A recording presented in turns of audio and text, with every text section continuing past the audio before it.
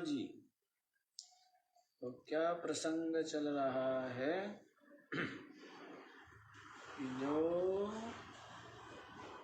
आत्मवेत्ता महात्मा है, तत्ववेत्ता जो है, वो जगत में किस प्रकार से विराजमान रहता है, अपने आप को सच्चिदानंद आत्मा अनुभव करते हुए और प्रारब्ध के द्वारा जो जो शरीर आदि का व्यवहार है वो व्यवहार होता रहता है, लेकिन वह तो निरंतर ब्रह्मविद होने से ब्रह्म भाव में ही प्रतिष्ठित है, इसलिए ब्रह्म ही है। जीव भाव में प्रतिष्ठित है तो जीव है, शरीर भाव में प्रतिष्ठित है तो शरीर है, पुरुष स्त्री भाव में बैठा है तो वैसा ही है।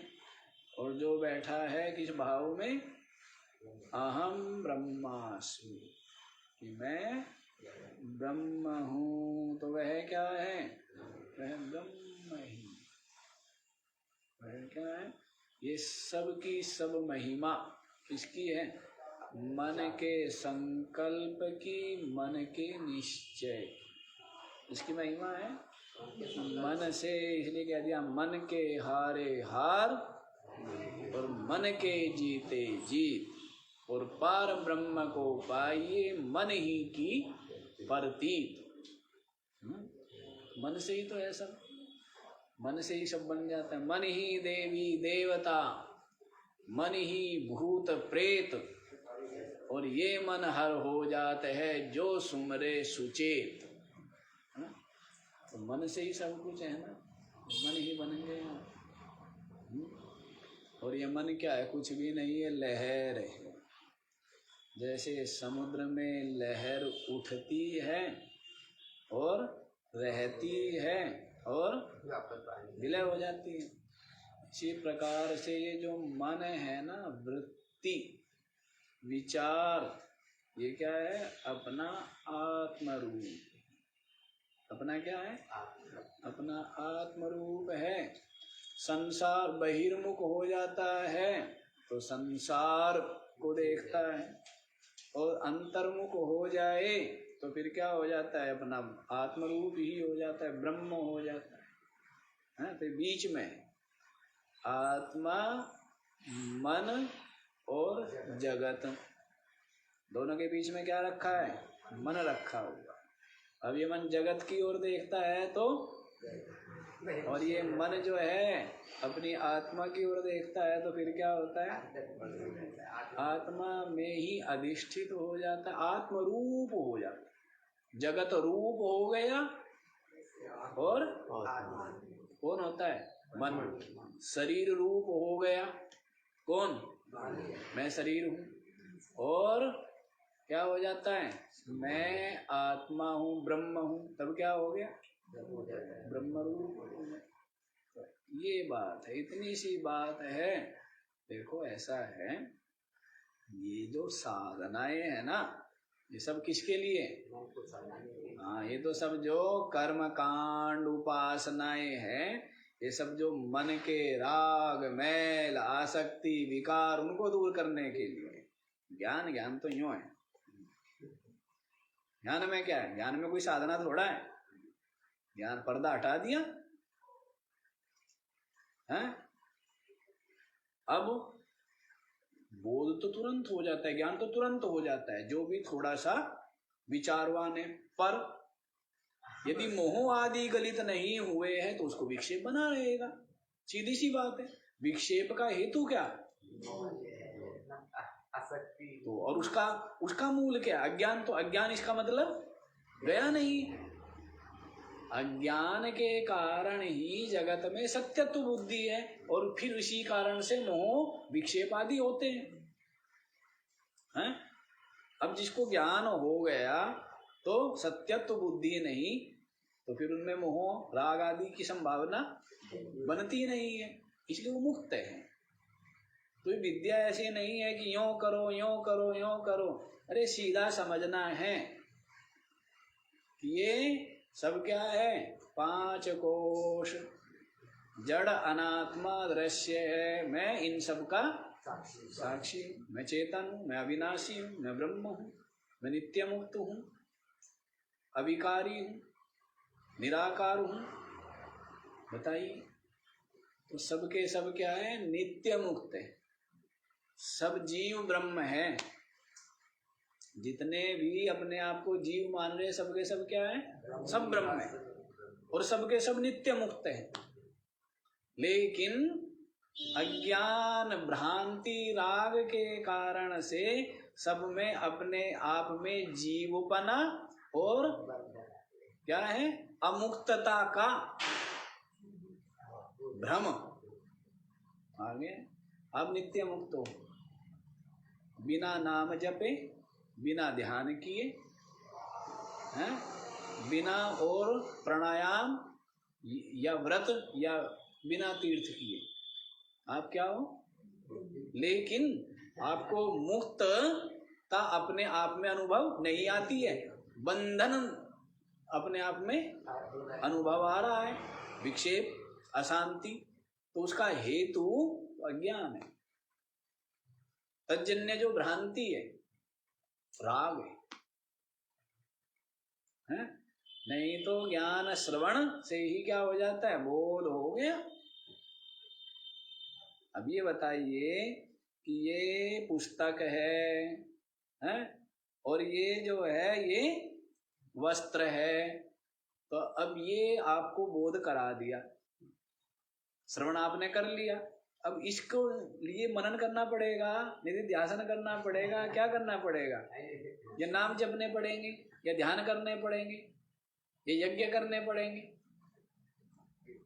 तो श्रवण होते ही क्या हो जाता है, उसके बाद भी स्फूर्ति नहीं हो रही है स्वरूप की, जगत की ही सत्य रूप से यदि स्फूर्ति हो रही है, राग मोह विक्षेप बना है, तो इसका मतलब अज्ञान निवृत्त नहीं हुआ, ज्ञान ठहरा नहीं। क्या हुआ, घड़े में पानी डाला, देखा घड़े में पानी नहीं है, इसका मतलब क्या हुआ, पानी में, घड़े में पानी ठहरा नहीं। डाला तो था, नहीं डाला था, डाला है, ठहरा नहीं। क्या महाराज हम भी ऐसे ही है, हैं? कहना फूटे भांडे, भांडे बोलते क्या बोलते हैं, टूटा बर्तन है। हाँ, तो वैसा जो है ना फूटा हुआ भांडा, तो वैसा है कि आप डालते हैं ज्ञान और सारा ज्ञान सब निकल जाता है, उसके साथ में मिक्स हो जाता है।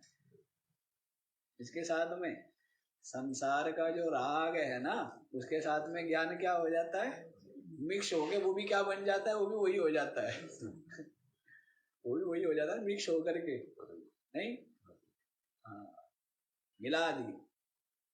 ये स्थिति है जी। तो देख लीजिए, तो सीधा स्पष्ट ही है, अनात्मा और आत्मा, जड़ और चेतन, स्पष्ट ही है। दृश्य और दृष्टा, सत और असत स्पष्ट नहीं है क्या, स्पष्ट ही। तो आप आत्मा नित्य मुक्त हो, सबके सब नित्य मुक्त है, लेकिन अमुक्तता का भ्रम अत्यंत दृढ़ किया हुआ है।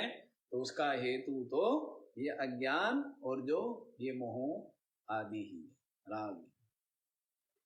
तो ये तो अपने आप में क्या अनुभव कर रहा है कि मैं तो सदा ही मुक्त हूँ, कृतार्थ हूँ, और शरीर रहे अथवा ना रहे, तो शरीर के रहते हुए भी मुक्त, और शरीर आदि ना होवे, ये तो समझाने के लिए जिज्ञासु को कह रहे हैं, वो तो नित्य ही मुक्त है, निरंतर ही मुक्त है। तो कहते हैं कि फिर जैसे पत्ता वृक्ष से टूट कर नाली, नदी या शिव मंदिर आदि में पड़ा होवे, तो कोई वृक्ष की ना महिमा कुछ कम होती है ना कुछ बढ़ती ही है। वैसे ही प्रारब्ध से रचित और प्रारब्ध से ही संचालित ये जो शरीर आदि उपाधियां है, ये रहे अथवा ना रहे, और कहीं रहे और कहीं पड़े, तो भी जो अपने आप को क्या जानता है कि मैं तो सच्चिदानंद ब्रह्म हूं, तो उसको कोई इनसे जो आनंदाकृति है वो तो अचल रूप से विराजमान रहता है, अचल रहता है। ये बता दिया ना।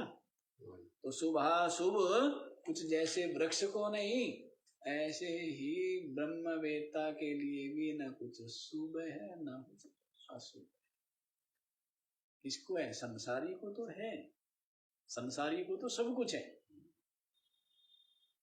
शुभ अशुभ सब है। क्यों? क्योंकि उसका क्या है? अहमता ममता है, जीव भाव है, जीवत्व बना हुआ है, अहमता ममता बनी है, राग बना है, सत्यत्व बुद्धि बना है। तो इसके लिए इस कारण से उसको सारे पाप पुण्य लगते हैं, कोई भी हो। लेकिन ज्ञानी को हत्वा पीसा ईमान लोका न हंति न निबध्यते। क्या बोला है? ईमान लोकान हत्वापि, समस्त जीव को मार डालने पर भी ना हंति ना निबध्यते, एक नहीं मारा, और इसी कारण से उसको पाप पुण्य आदि का कोई बंधन भी नहीं। समझ आ रहा है? कोई पाप पुण्य आदि का बंधन नहीं होता है। क्यों? क्योंकि देहाभिमान जीवाभिमान नहीं है। क्या अभिमान है? सत्याभिमान है कि मैं ब्रह्म हूं, नित्य मुक्त चेतन। तो इसलिए शरीर आदि के द्वारा जो जो भी कर्म होवे, तो भी उनका कर्म और कर्म फल का उसको स्पर्श नहीं होता है। कमल पत्रवत, जल में रहती है कमलिनी, और पानी का स्पर्श होता है क्या? वैसे संसार में रहता है, शरीर में रहता है, खाता पीता है, हंसता बोलता है, चलता सब कुछ करता है, लेकिन क्या है? निरंतर कहाँ विराजमान है? ब्रह्म भाव में प्रतिष्ठित। निरंतर बोध का सूर्य उदय हो गया तो अंधकार कहाँ? बोध का भानु जिसके हृदय गगन में उदित हो गया है, तो अंधेरा है क्या? तो अंधकार नहीं। और अज्ञानियों के हृदय में क्या है? अज्ञान अंधकार घनघोर, घनघोर है, इसीलिए सूझता नहीं। अंधेरे में जैसे नहीं सूझता ना, तो सूझता नहीं कि मैं कौन हूं, सूझता नहीं है कि संसार क्या है? मिथ्या है। सूझता है क्या? क्योंकि हृदय में क्या है? घनघोर अंधेरा है। एक शब्द भी तो गाते हैं, गुरु बिन घोर अंधेरा साधो, गुरु बिन घोर अंधेरा, वाणी गाते हैं। राजस्थान में सुनी थी, राजस्थान में तो बोलते हैं, उनका तरीका भी थोड़ा अलग ही है माताओं का गाने का। गुरु बिन घोर अंधेरा साधो भाई, गुरु बिन घोर अंधेरा, अंधेरा ही अंधेरा है ना। हृदय में अंधकार है तो फिर सूझता नहीं। जब कुछ नहीं सूझता है तो डर क्या रहता है? कुछ नहीं दिखे, गाड़ी चल रही है, गाड़ी में लाइट नहीं है, रात का समय, तो क्या होगा? या पैदल भी जा रहे होंगे तो अंधेरे में, और यदि प्रकाश हो तो वैसे ही ज्ञान का भानु उदय हो गया है, तो वो तो क्या है? निरंतर ही अभय पद में प्रतिष्ठित है। ठीक है ना। संसार का डर उसको नहीं है।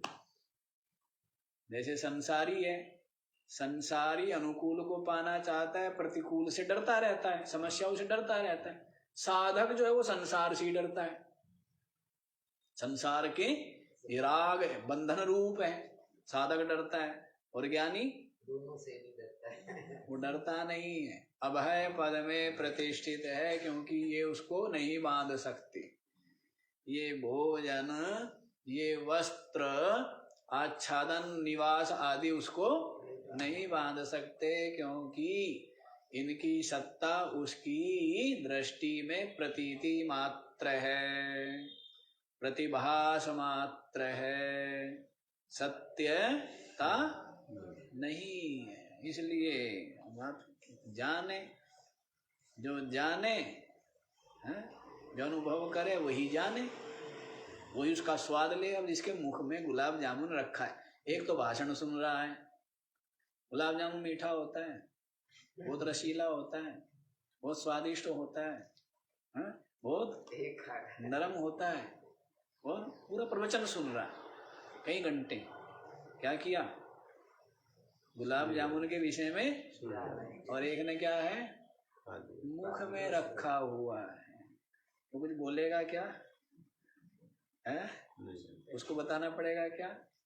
तो वैसा ही, तो जिसका ऐसा बोध है, निश्चय है, तो उसको कैसा आनंद है, वो आनंद तो वह स्वयं ही जानता है ना, स्वयं ही जानता है।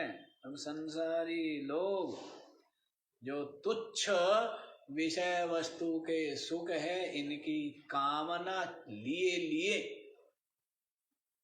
जीवन और जन्म पर जन्म धारण करते हैं। क्या करते हैं? जन्म पर जन्म धारण करते हैं, जबकि ये सब के सब जिनको सुख रूप मान रहा है, निरंतर दुख के ही क्या है, दुख रूप ही, निरंतर दुख को ही देने वाले, दुख प्रदान करते हैं। क्या देते रहते हैं? दुख ही दुख।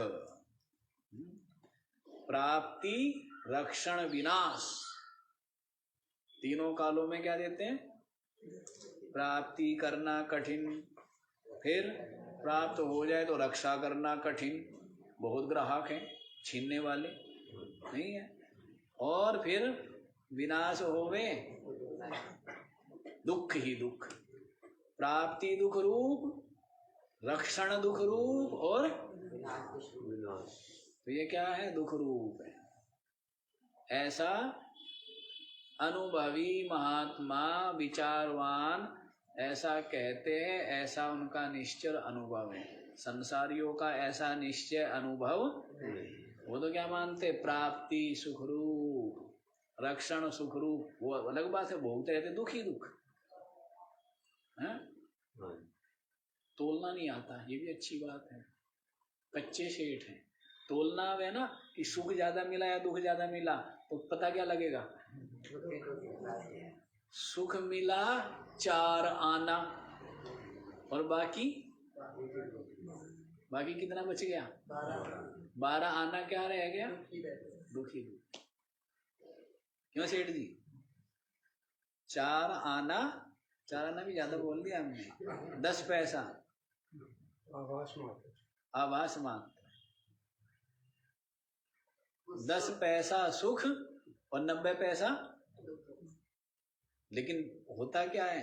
10 पैसा जो आभास हो वही मिल जाए, कोई उसी को, हाँ, उसी की आशा, उसी की तृष्णा रहती, उसी को, उसी की ही सुख। और मिल जाएगा।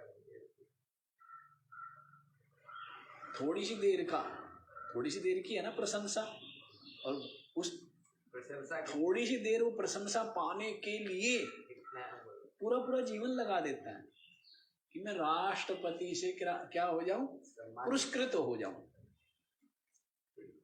है तो छोटे छोटे पदार्थ, पद, सम्मान पाने के लिए कितनी कसरत करता है। ऐसा अनमोल जीवन उसी में गंवा देता है। ये देखो, ये तो धन्य है, धन्य कृत कृत्यता वो जिसने प्राप्त कर लिया है, उस महात्मा की बात चल रही है। 562 ना। भूमिका लंबी होती है, भूमिका नहीं होती, ये जो जुगाली होती है। जो कल खाया था ना कि आप लोगों ने होमवर्क किया नहीं होगा, तो आप लोगों का होमवर्क करा देता हूँ कि आधा घंटा होमवर्क में लगता है, आधा घंटा पढ़ाते हैं, फिर अगले दिन फिर वो आधा घंटा होमवर्क हो जाता है। हाँ जी, तो देखें 562वां देखें। प्रज्ञान गहना इत्यात्मलक्षणं सत्यसूचकम् अनुद्योपाधिकस्यैव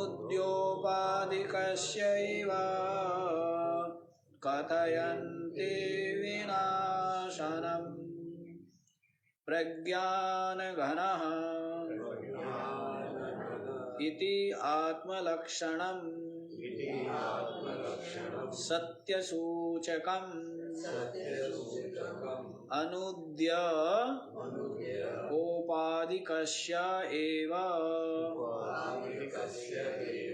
कथयन्ति विनाशनम्। अयमात्मा प्रज्ञान घनः, ये जो आत्मा क्या है? प्रज्ञान घन रूप है। ये क्या है? प्रज्ञान, ज्ञान का क्या है? घन रूप है, चिद घन है। ये आत्मा क्या है? चिद घन है, ज्ञान घन है, प्रज्ञान घन है। तो इति आत्मलक्षणम सत्य सूचकम, इसके द्वारा क्या सूचना मिलती है? इसके द्वारा आत्मा की अविनाशिता, नित्यता, सत्यता की सूचना प्राप्त होती है। क्या सूचना प्राप्त होती है? हाँ? सूचना मिल जाती है ना, दूर से ही। हाँ? सूचना ही मिल जाती है। पहले ऐसे ही होता था, बताते हैं कि जैसे किसी घर में उत्सव है, तब अलग तरह का झंडा, और कोई दुर्घटना घट गई है तो पता लग जाता था, कहते दूर से कि कहाँ पर कोई नया व्यक्ति आया है या साधु भी आया है, तो उसको पता तो रहेगी। कभी न यहाँ दुर्घटना हुई हो, अंदर तो रोना पीटना चल रहा हो, बाहर आके वो कहे नारायण हरि है। हाँ, तो ये सब सूचनाएं होती थी। वस्त्र जैसे राजस्थान में होता है ना, क्या क्या वस्त्र डालते हैं? सफेद डालते हैं वहाँ पर, कि कुछ ऐसी, मतलब किसी के यहाँ मृत्यु हुई हो तो गले में वो ऐसा गमछा डाल देते हैं। हाँ, माहेश्वरी में तो विशेष है, तो उससे पता लगता है कि हाँ कोई ना कोई परिवार में। क्या जी? सिर का मुंडन कर देंगे। हाँ, ये तो अलग चीज हो गई, ये तो बहुत स्थूल चीज है, लेकिन वो सब चीजें हैं, सूचना मिल जाती है। जैसे धुआं उठ रहा है तो सूचना मिल जाती है। इंडिया में बाहर में वो जला देते, कोयला जला देते, पता चलता कि अच्छा, कोयला, हाँ, कोयला मट्टी के बंदे उसमें आग लगा जला लेते हैं, बाहर रख देते हैं, बाहर घर के बाहर रहता है। हाँ, इन सब से जो है ना सूचना मिलती है कि कोई दुर्घटना हुई है। जैसे धुआं है तो क्या सूचना मिल गई? आग लगी, सूचना मिल जाती है। सूचना होगी। हाँ, सूचना मिल जाती है। कोई आदमी मोटा तगड़ा है, सूचना मिलती है ना। माल ताल खा पी रहा है, क्या सूचना मिल रही है? माल ताल खाता पीता है, तो सूचना की बात है। तो वैसे ही प्रज्ञान घना की आत्मा क्या है? ज्ञान घन रूप है, इसके द्वारा सत्य सूचकम, आत्मा की सत्यता, नित्यता, शाश्वत और अविनाशिता की क्या मिलती है? अनुद्योपादिकस्यैव विनाशं कथयन्ति। ऐसा जो विद्वान लोग हैं वो क्या करते हैं? ऐसा अनुवाद करके तो क्या बतलाते हैं? औपाधिकस्यैव विनाशं कथयन्ति, कि नाश जो है वो औपाधिक का है। इसका विनाश है? औपाधिक का विनाश है। जो अधिष्ठान है वो तो वैसा ही अचल रूप से विराजमान। विनाश किसका होता है? उपाधि। अभी जो देह आदि है सब उपाधि ही है। जीवपना भी क्या है? वो भी उपाधि ही है। तो उनका विनाश होता है। आत्मा तो अनेकों शरीर धारण करते हुए, अनेकों शरीरों को छोड़ते हुए भी उसका कभी विनाश नहीं। और ये शरीर धारण करना और छोड़ना ये भी आत्मा में नहीं है, ये भी अंतःकरण में। किसमें? अंतःकरण में। किसमें है? अब आप सवार हो जाते हो, जैसे जागृत में आप स्थूल शरीर पर सवार रहते हो, हैं? सूक्ष्म शरीर पर सवार रहते हो, कारण शरीर पर सवार रहते हो। कारण शरीर पर सवार होते हो तो जीव बन कहलाते हो, और सूक्ष्म शरीर पर सवार होते हो तो सुखी दुखी कर्ता भोक्ता कहलाते हो, और ये स्थूल शरीर पर सवार होते हो तो मनुष्य पुरुष या पशु कहलाते हो। सवार आप हो जाते हैं, और वास्तव में आप ही हो। वास्तव में आप ही हो। आप क्या हो? नित्य मुक्त चेतन। लेकिन सवार हो गए, जैसी ड्रेस पहन ले, जैसे वो होता है ना, वेश धारण कर लेता है, क्या बोलते हैं उसको? नहीं, बहुरूपिया। पुलिस की वर्दी पहने तब क्या बोलते हैं? और फिर यदि डॉक्टर की पहनाए तो सफेद कोट, और काला पहनाए तो वकील। क्यों जी? जैसी वर्दी पहन ली तो वैसा ही वो हो रहा है ना। और वास्तव में पूछे, कहने की बस मैं ही हूं। अरे तू ये बता, तू पुलिस है, तू डॉक्टर है, तू वकील है, तू है क्या? वो कहेगा जी बस मैं ही। तो वैसा ही है। कारण शरीर को लेकर जीवत्व, सूक्ष्म शरीर को लेकर सुखी दुखी कर्ता भोक्ता ज्ञानी अज्ञानी, और स्थूल शरीर को लेकर के मोटा पतला मनुष्य पशु पुरुष स्त्री बूढ़ा जवान, ये सब इनको लेकर के है। और आप देख लीजिए तो आप तो नित्य ही मुक्त हैं। आप क्या है? नित्य मुक्त ही है। तो आत्मा देह धारण नहीं करता है। ये सब किसमें? अंतःकरण में, बुद्धि में। देह धारण, देह त्याग, जन्म मरण, बाल्यपना, युवापना, बूढ़ापना, ये सब किसमें है? सब बुद्धि में, आत्मा में नहीं। आत्मा तो निराकार, निर्विकार, व्यापक, सूक्ष्म, और क्या है? सच्चिदानंद घन है। बताइए, यही क्या है? ये विद्या है, ब्रह्म विद्या, ब्रह्म ज्ञान। तो रहस्य, यही रहस्य है किसका? जीव जगत और आत्मा का। यही क्या है, यही रहस्य है। तो समझ आया है? तो आप देह कभी धारण करते ही नहीं हो, और बिना देह धारण किए हुए ही देह धारण आपने किया हुआ है, जैसे सपने में कर लेते हो। हैं? जन्म हुआ क्या आपका, शेर पीछे लगा क्या आपके, शेर ने खा लिया क्या आपको, लेकिन सब कुछ भासता है। वैसे ये भास रहा। दीर्घ स्वप्नम इमं विद्धि अथवा चित्त विभ्रमम। वशिष्ठ जी महाराज राम जी को कहते हैं ना कि राम जी इस जगत को लंबा सपना जानो या फिर चित्त भ्रम मात्र जानो। उसका कुछ दिखने लग जाता है, रस्सी सांप दिखने लग जाती है, ठूठ पुरुष दिखने लग जाता है, चोर दिखने लग जाता है। तो वैसे ये चित्त विभ्रम है। सच्चाई तो ये है, और ये सच्चाई जो है सबके आगे मत कह देना।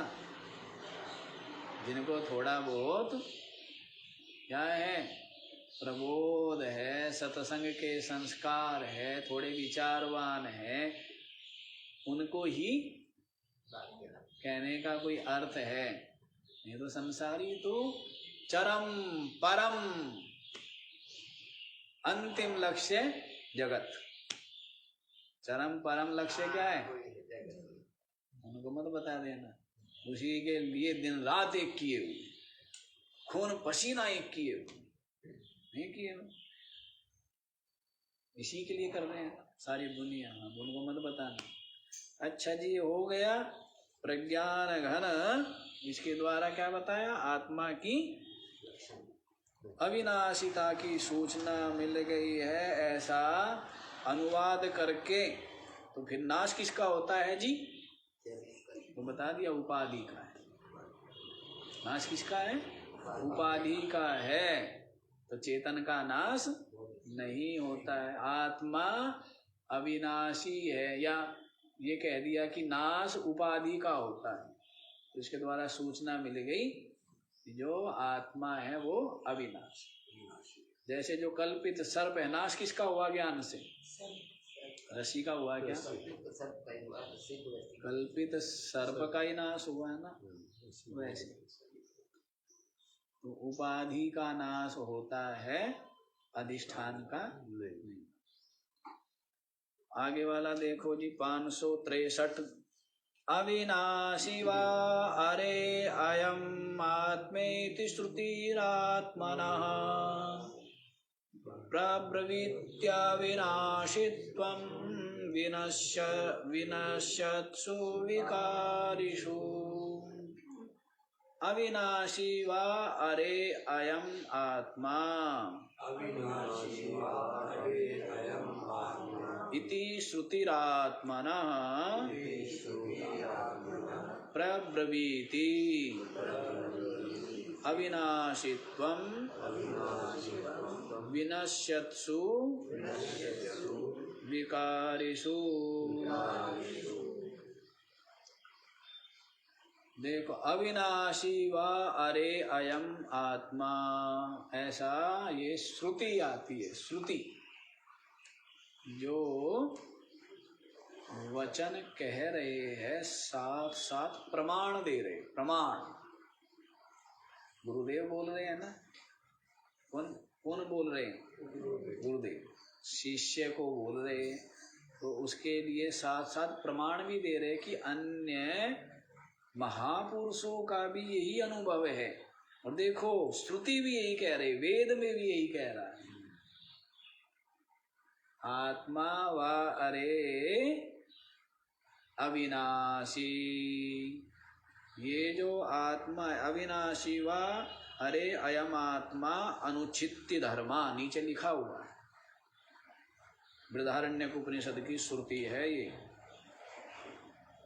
तो क्या बताया है, अनुचित्य धर्म, जिसका छेदन भेदन निराकरण उच्छेद नहीं किया जा सकता। वो क्या हो गया, अविनाशी हुआ ना। जिसका उच्छेद ना होवे, जो उखाड़ा न जावे, काटा न जावे, वो क्या है? अविनाशी। तो ये आत्मा क्या है? अविनाशी है। ऐसा कौन? श्रुति प्रमाण। गुरुदेव अपने वचन में प्रमाण उपस्थित कर रहे, जबकि उनके स्वयं के वचन भी क्या है? प्रमाण ही है।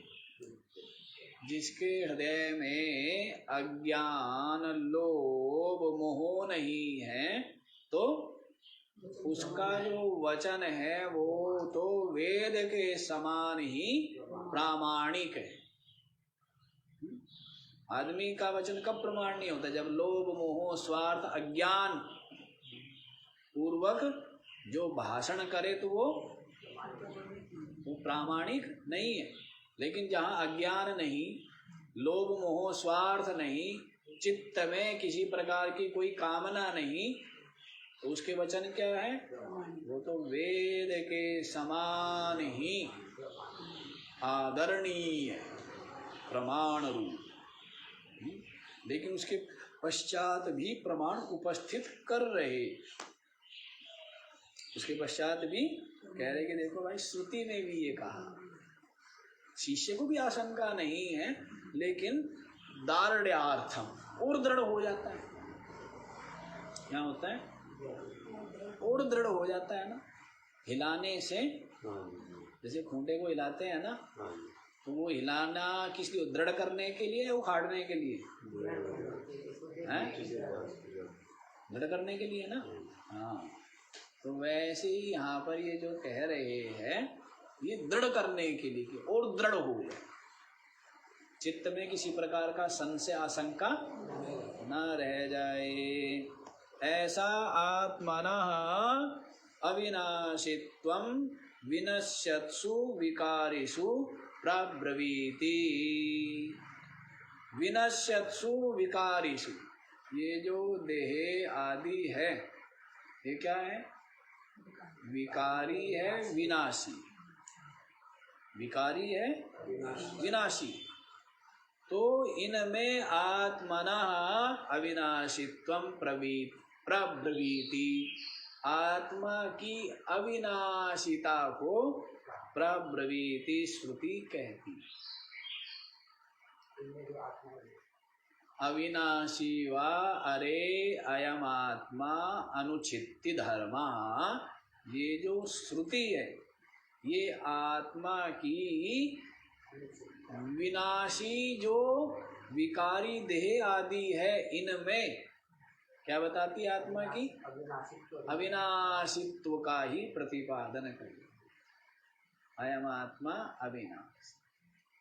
गीता जी में है ना, विनश्यत्सु अविनश्यन्तम यह पश्यति स पश्यति। विनश्यत्सु अविनश्यन्तम, विनश्यत्सु विनाश होने वाले क्या? शरीर आदि में जो क्या देखता है? विनश्यत्सु अविनश्यन्तम, देह में देही को देखते, देह को देखते, देही को, है ना। जिनके पास ज्ञान का चश्मा नहीं, वो क्या किसको देखते हैं? देह को देखते हैं। और जिसके पास ज्ञान का चश्मा है, वो किसको देखते हैं? देह को देखते। बात तो चश्मे की है। ज्ञान का चश्मा है तो क्या दिखेगा? देही दिखेगा। शरीर भी दिखेगा तो क्या दिखेगा? हड्डी, चमड़ा, क्या दिखेगा? हड्डी, चमड़ा, मांस, इसका लोथड़ा, ये दिखेगा ना शरीर। 5 तत्व दिखेंगे। क्या दिखेगा? और किसके कारण से ये खड़ा है? वो शरीर खड़ा है ना, ये श्वास प्रश्वास हो रहा है, तो वो क्या है? देह के अंदर कोई देही है, जिसका दीपक जल रहा है, और जिस दीपक से बुद्धि, मन प्रकाशित होकर के अन्यों को प्रकाशित कर रहे हैं। जैसे शीशा प्रकाश ले रहा है सूर्य से और प्रकाशित कर रहा है फिर आपके मुख को, हैं? तो वैसे ही आत्मा से प्रकाश लेकर मन बुद्धि चमक उठे और दूसरों को भी, फिर इंद्रियों को इन्होंने प्रकाशित कर दिया, इंद्रिया भी प्रकाशित हो गई। फिर इंद्रिया प्रकाशित होकर के क्या किया, विषय वस्तुओं को प्रकाशित कर दिया इंद्रियों ने। ऐसे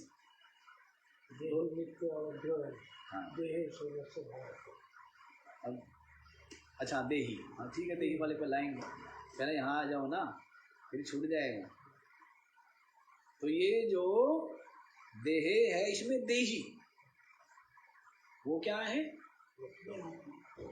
सब देह को देखते हैं, लेकिन जो ज्ञान दृष्टि संपन्न है वो किसको देखता है, देही। जैसे आभूषण है, सब किसको देखेंगे, नाम रूप को, लेकिन सुनार है वो किसको देखेगा, अरे 18 कैरेट है या इतना हमें पता है, कभी आप ये सोचते हो कि हमें पता ही नहीं है? इतना तो हमें पता है। अच्छा, सोना बड़ा मूल्यवान बताते हैं। आपने मूल्य दे रखा, हमने मूल्य दे रखा, ऐसा बताते हैं ना कि मूल्यवान है। क्यों मूल्यवान? बस पता नहीं, आप लोग बड़े विचित्र हो, पता नहीं किसकी महिमा बढ़ा दो, आप लोग गोभी की महिमा बढ़ा दो, आपको कोई भरोसा है? सब टूट पड़े एक तरफ से गोभी पर, तो क्या होगा? महिमा बढ़ाना घटाना है तो आजकल बस प्रचार के ऊपर निर्भर है, प्रचार दुष्प्रचार है।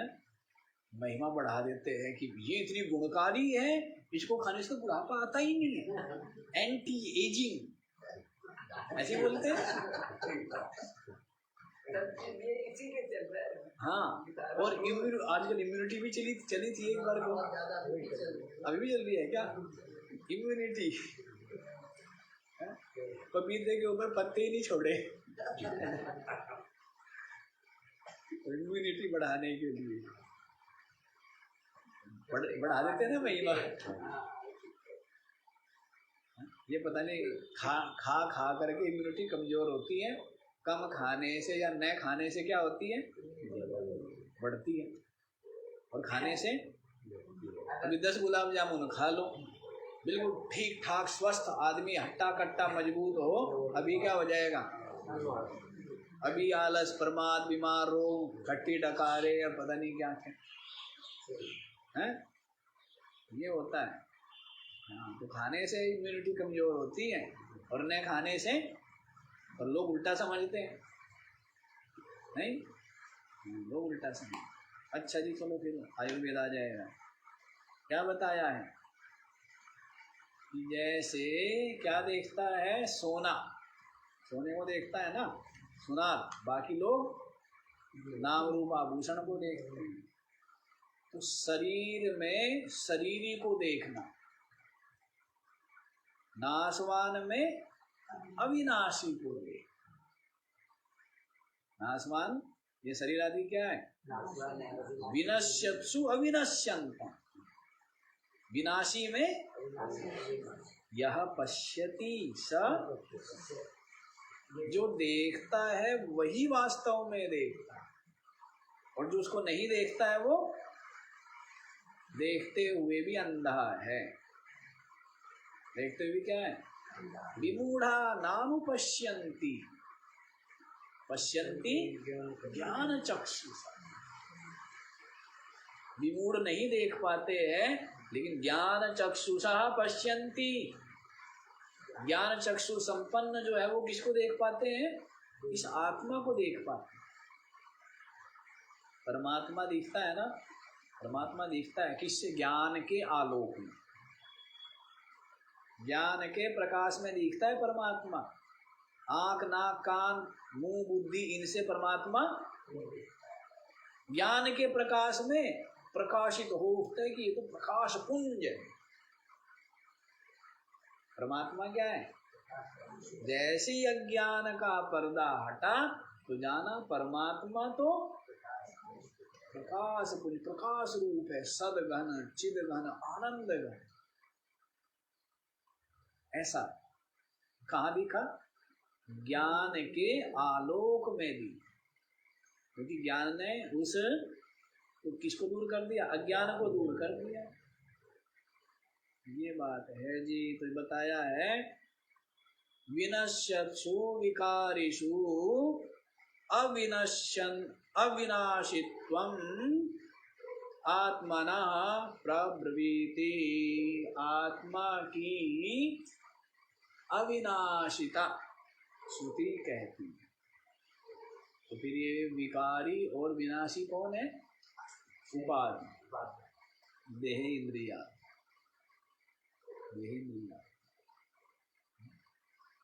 बताएंगे परम रहस्य गुप्त से भूय एव महाबाहो शृणु में परमं वचः। ऐसे कैसे कह रहे हैं?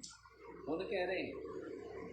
इतने हर्षित, प्रफुल्लित, आनंदित भर करके, क्योंकि ज्ञान है ही ऐसा। तो स्वयं श्री कृष्ण कह रहे हैं क्या? भूय एव महाबाहो शृणु में परमं वचः यत्ते हम प्रीयमाणाय वक्ष्यामि हित काम्यया। दोबारा मेरे वचन सुनो। सुनो में परमं वचः, कैसा? परम श्रेष्ठ, श्रेष्ठ श्रेष्ठ वचन। यत्ते हम प्रीयमाणाय, तो मेरा क्या है? प्रिय।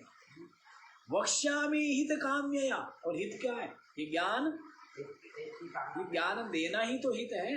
अज्ञान का हरण करना वही सबसे बड़ा हितैषी है। वही तो हितैषी है ना, जो क्या करे? अज्ञान का हरण करे। कहते ना कि शिष धन हरहि अज्ञान न हरहि सो गुरु घोर नरक में परहि। क्या सुना? शेष धन हरहि अज्ञान न हरहि सो गुरु घोर। शिष्य का धन तो ले लेते हैं और अज्ञान नहीं लेते। हाँ, तो संस्कृत में भी ऐसा श्लोक कि शिष्य धनापहार, ऐसे करके अज्ञान अपहारा। कि अज्ञान का अपहरण नहीं करते, क्या करते? शिष्य के धन का अपहरण करते हैं, अज्ञान का अपहरण नहीं। अज्ञान गुरु क्या होता है? क्या कर देता है? अपहरण कर लेता है, चोरी कर लेता है। इसकी अज्ञान की चोरी कर लेता है, अज्ञान मिटा देता है। ज्ञान का प्रकाश में ले आता है। ज्ञान के प्रकाश में आकर के निर्भया अभया निश्चिंत आनंद। और अंधकार में क्या था? भय भय था, चिंता ही चिंता। तो समझ आ गया जी ये वाला। तो आगे वाला भी आप लोग देख लीजिए। पाषाण वृक्ष तृणधान्य कटाम्बराद्या दग्धा भवन्ति मृदैव यथा तथैव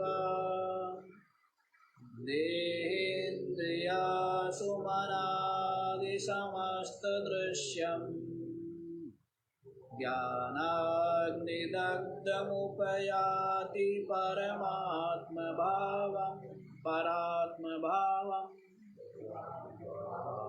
पाषाण वृक्ष तृण धान्य कटाम्बराद्या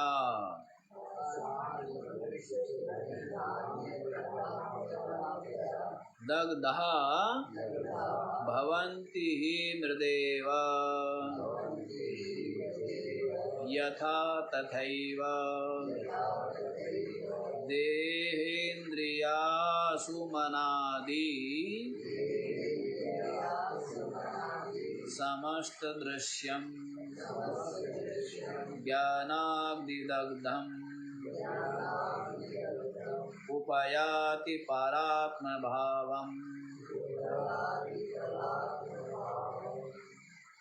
पत्थर, पेड़, तिनका, धान्य, अन्न आदि, कटहा, कटाम्बराद्यक्ष, कट इसके लिए है भूसा, अम्बराद्या और वस्त्र आदि। क्या बोलना है? पत्थर, पेड़, तिनका, अन्न, भूसा और वस्त्र आदि सब इकट्ठे किए, आग लगा दी, क्या हो गए? मिट्टी हो गई। मिट्टी ही तो है, सब मिट्टी से ही तो पैदा हुआ है। तो किससे बने? पेड़ किससे बना है? पार्थिव अंश ही ज्यादा है ना। अब हमारे शरीर में भी पार्थिव अंश ज्यादा है, पार्थिव अंश ज्यादा, फिर जल अंश है वो थोड़ा कम, अग्नि अंश है, वायु अंश है और आकाश, वैसी सब चीजें तो। लेकिन इसमें पार्थिव अंश मिट्टी ज्यादा है ना इसमें शरीर में, तो वैसे ही सारे अन्न आदि, वस्त्र आदि, भूसा, तिनका, पत्थर, पत्थर क्या है?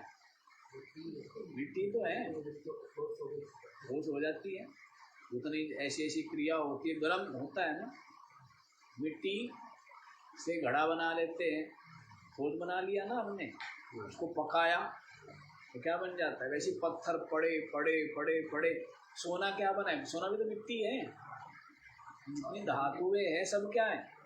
पृथ्वी तो है, हीरा मिट्टी है, लोहा, पत्थर जैसे भी निकालते, ग्रेनाइट आदि,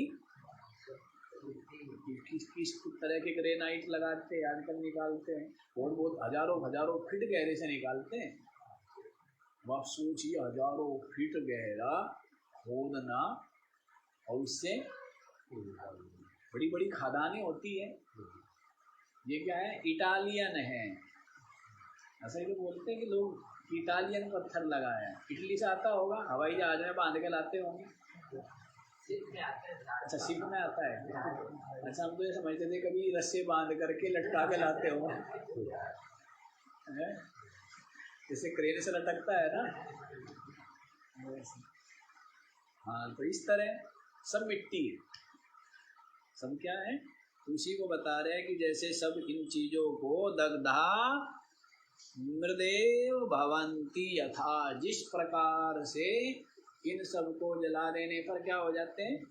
मिट्टी ही हो जाते, तथैव इसी प्रकार से देह, इंद्रिय, अशु, मन आदि, देह, इंद्रिया, प्राण और मन आदि सबके समस्त दृश्यम, और भी जो सारा का सारा दृश्य, और ये जो सारा का सारा दृश्य है, ज्ञानाग्निदग्धम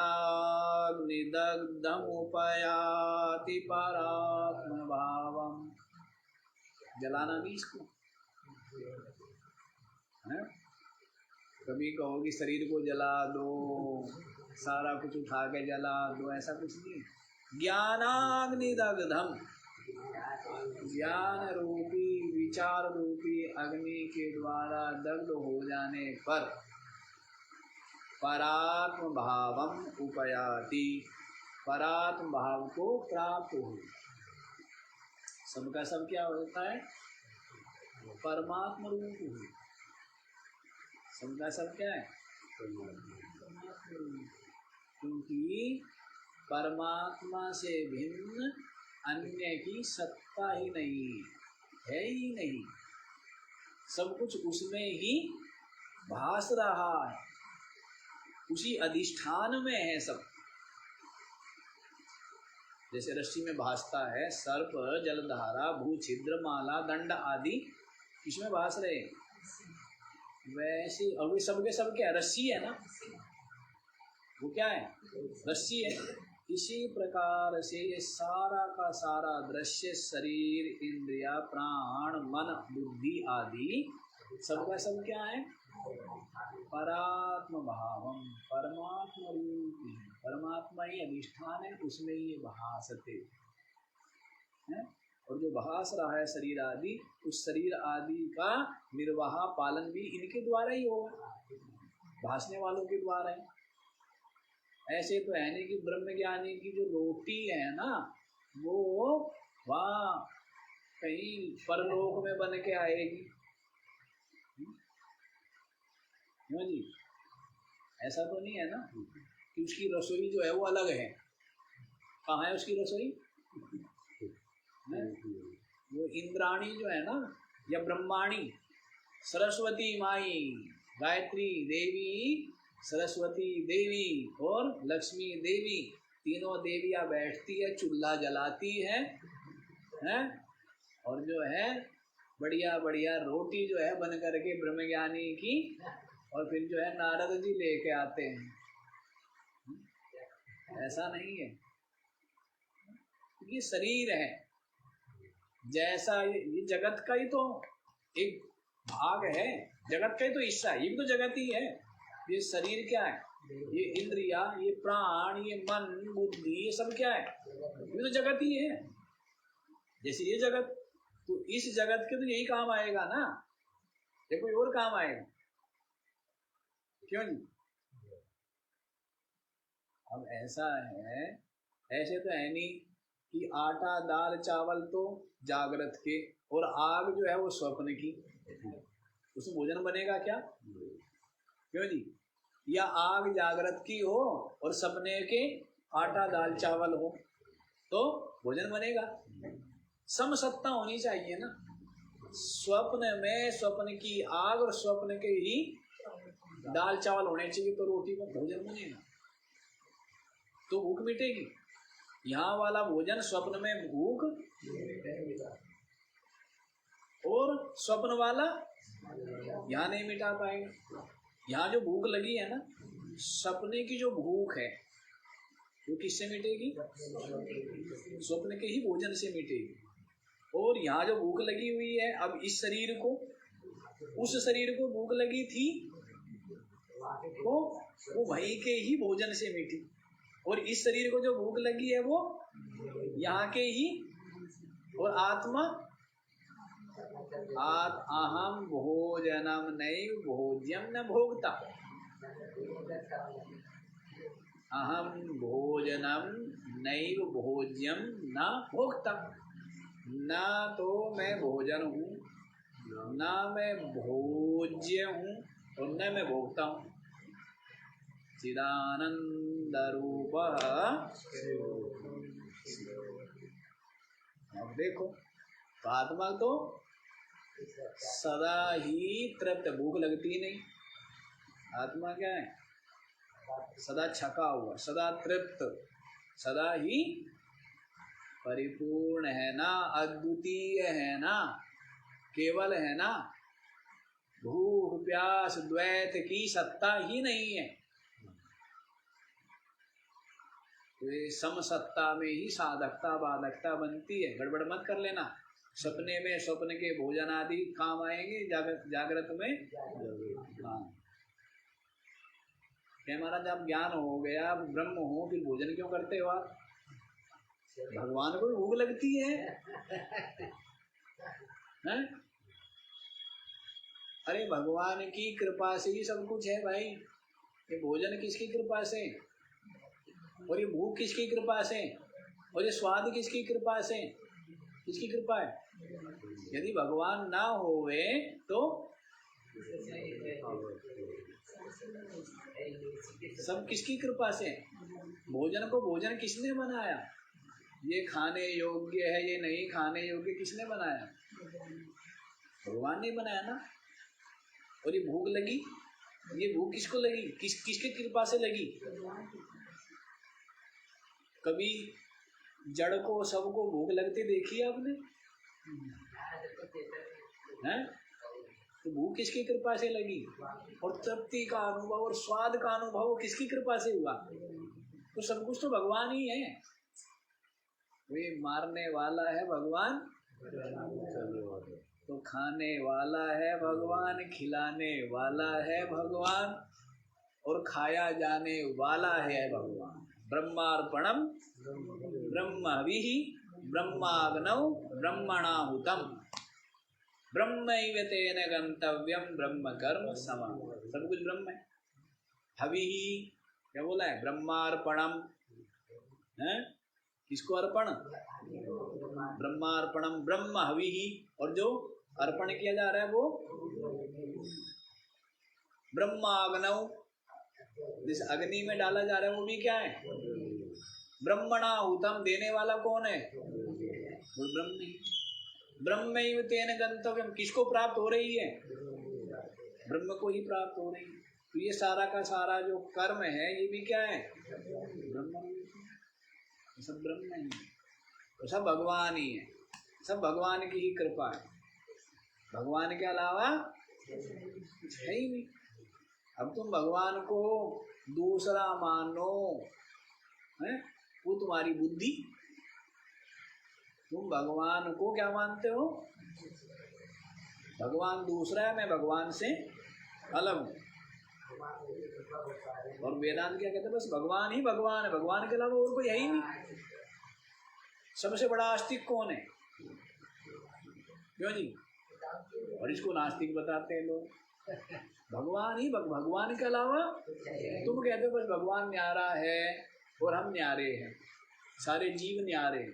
हम कहते नहीं भाई, ऐसा कुछ नहीं है। भगवान के अलावा किसी की सत्ता ही नहीं है। दृश्य की, द्वैत की, भेद की, भिन्नता की सत्ता ही नहीं। इससे बड़ी आस्तिकता है कोई? केवल भगवान क्या है? केवल अद्वितीय। न तो इससे बड़ा ज्ञान, न इससे बड़ी कोई आस्तिकता, न इससे बड़ी भक्ति, न इससे बड़ा भजन है कोई। भगवान न्यारा है, न्यारा मान मान के कृपा आकांक्षी, अच्छी बात है। वो कहीं न कहीं अशुभ से, पाप से बचे और अपने मन में सात्विकता का भाव लावे, अच्छी बात है। इतना विश्वास ही नहीं हो पा रहा। लेकिन जिसको भजेगा उसी को पाएगा। तो गीता जी में कह दिया, भूतों को भजेगा तो, देवों को भजेगा तो, प्रेतों को भजेगा तो, पितरों को भजेगा तो, और मुझ आत्मा को भजेगा तो। अब वो आप जानो, जिसको भजना है उसको भजो। जिसको भजना है वही बनेगा ना। शरीर को भजोगे तो क्या बनोगे? शरीर बनोगे। जिसको भजोगे, विषयों को भजेंगे तो क्या बनोगे? इंद्रिया। क्योंकि विषय किसके लिए? तो इंद्रिया बनोगे, हैं? मन बुद्धि बनोगे, जीव बनोगे। और आत्मा को भजोगे तो आत्मा आप हो, आत्मा। तो आज इतना ही रख लो जी, बाकी जो है कल देखो।